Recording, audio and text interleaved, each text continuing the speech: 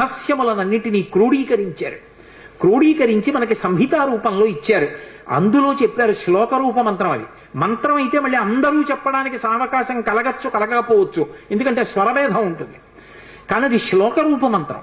అందుకే తప్పు చెప్పకుండా చెప్తే చాలు.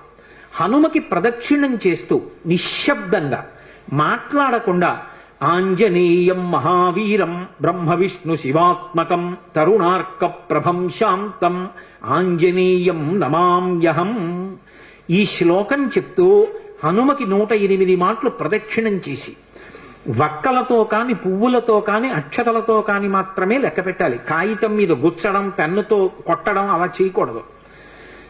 వక్కలు 108 ఓ డబ్బాలో పట్టుకెళ్ళి ఖాళీ డబ్బా పట్టుకెళ్ళి ఈ ఒక ప్రదక్షిణం చేసినప్పుడు మళ్ళీ స్వామి దగ్గరికి రాగానే నిలబడి ఈ శ్లోకం చెప్పడం. ఆంజనేయం మహావీరం బ్రహ్మ విష్ణు శివాత్మకం తరుణార్క ప్రభం శాంతం రామదూతం నమామ్యహం అండం. ఆ వక్క తీసి పక్క డబ్బాలో వేయడం. 108 ఇందులో వక్కలు అందులోకి వచ్చాయంటే 108 ప్రదక్షిణాలు అయిపోయి మళ్ళీ వక్కల డబ్బా పట్టుకుని ఇంటికి వెళ్ళిపోవడం. హనుమ యొక్క ప్రదక్షిణముల చేత ఆయన అనుగ్రహంతో ఎటువంటి కోర్కెలను కూడా ఆయన తీర్చగలిగిన శక్తి కలిగిన వాడు అని అనుభవించిన పెద్దలు చెప్పిన మాట.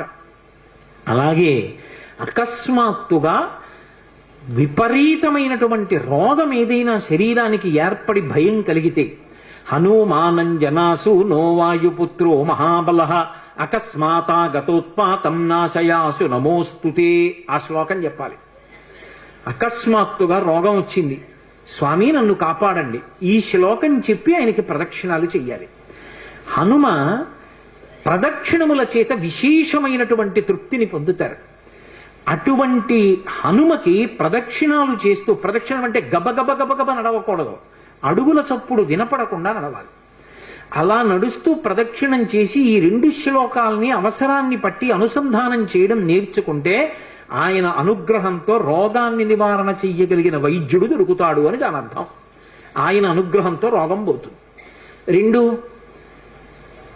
ఆయన అనుగ్రహంతో ఎటువంటివైనా, అంటే నా ఉద్దేశం గొంతెమ్మ కోరికలు అని కాదు, నేను అమెరికా అధ్యక్షుడిని అయిపోవాలి అన్న కోరిక కాదు. ధార్మికమైన కోరికలు ఏవి ఉంటాయో వాటిని హనుమ తప్పకుండా అనుగ్రహించి తీరుతారు. అది పెద్దలు చెప్పిన మాట, నేను చెప్తున్న మాట కాదు. అందుకే అంతటి మహానుభావుడైన అటువంటి హనుమ చాలా తొందరగా ప్రీతి పొందేది దేనికి అంటే రామనామం చెప్పడం చేత. మీరు రోజు రామనామం వ్రాయడం అలవాటు చేసుకున్న, రామనామాన్ని కీర్తించిన, రామనామం పలికిన పరమ ప్రసన్నుడైపోతారు.